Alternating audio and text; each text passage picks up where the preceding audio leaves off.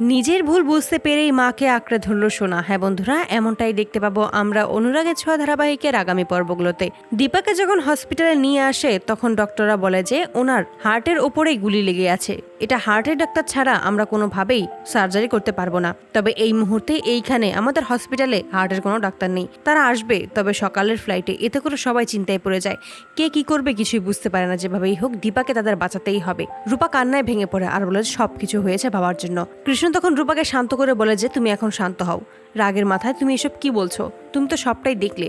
রূপা তখন শান্ত হয়ে যায়। উর্মি তখন সূর্যের কাছে এসে বলে, দাদাই আপনি তো হার্টের ডাক্তার, আপনি পারবেন না আপনার দীপাকে সুস্থ করে তুলতে? বলুন না দাদাই, আপনি পারবেন, আমি জানি আপনি পারবেন। তখনই সোনা বলে, বাবা তুমি চেষ্টা করো, তুমি নিশ্চয়ই পারবে মাকে সুস্থ করে তুলতে, একমাত্র তুমিই পারবে, আর কেউ পারবে না। সূর্য হঠাৎ করে চিন্তা করতে থাকে সে কি করবে, তারপর সেখান থেকে চলে যায়। অপরদিকে প্রবীর তখন কান্নায় ভেঙে পড়ে। তখনই রূপা ক্ষিপ্ত হয়ে যায় আর বলে যে তোমরা এখন কেন কান্না করছো, তোমরা তো এটাই চেয়েছিলে যেন মা সারা জীবনের জন্য তোমাদের জীবন থেকে চলে যায়, আর সেটাই হচ্ছে, তোমাদের তো খুশি হওয়ার কথা। কৃষ্ণ তখন রূপাকে শান্ত করে। ঠিক সেই মুহূর্তে দেখা যায় যে সূর্য নিজের ডাক্তারের বেশে চলে আসে আর এসে বলেছে, আমি ডক্টর সূর্য সেনগুপ্ত, আমি হার্টের চিকিৎসা করব, আমি এবার দীপাকে সার্জারি করাবো। তখনই অন্যান্য ডাক্তাররা বলে যে আমরাও তৈরি আছি।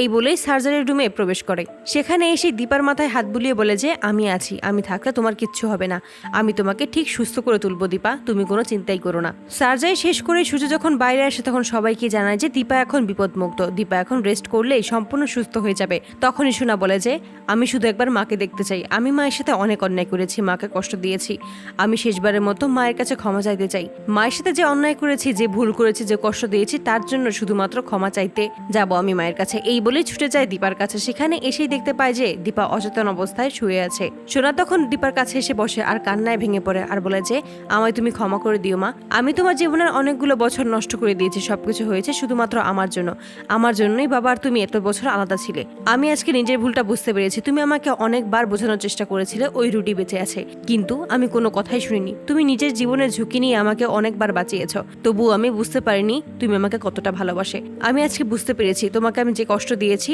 তার জন্য আমি নিজেই এখন কষ্ট পাচ্ছি, তুমি আমাকে ক্ষমা করে দিও। ঠিক সেই মুহূর্তে দীপার জ্ঞান ফিরে আসে। দীপা তখন বলে, তুই নিজের ভুল বুঝতে পেরেছিস, এটাই আমার কাছে অনেক। শোনা, আমি জানি তুই অনেক ছোট, তুই ভুল করতেই পারিস, কিন্তু তাই বলে তো আমি তোর মা হয়ে তোর হাত ছেড়ে দিতে পারি না। সোনা তখন তার মাকে আঁকড়ে ধরে আর বলে যে আমি জানি তুমি কোনোদিনও আমাকে ভুল বুঝবে না, তুমি আমাকে সবসময় আগলে রাখবে, এখন থেকে তুমি যা বলবে আমি সেটাই শুনবো। তো বন্ধুরা, তোমরা এটাই তো চাও যেন এইভাবেই সোনা নিজের ভুল বুঝতে পারে এবং দীপাকেই আঁকড়ে ধরে? কমেন্টে জানাও। আর নিয়মিত আপডেট পেতে আমাদের চ্যানেলটি এক্ষুনি সাবস্ক্রাইব করে পাশে থাকো। ধন্যবাদ।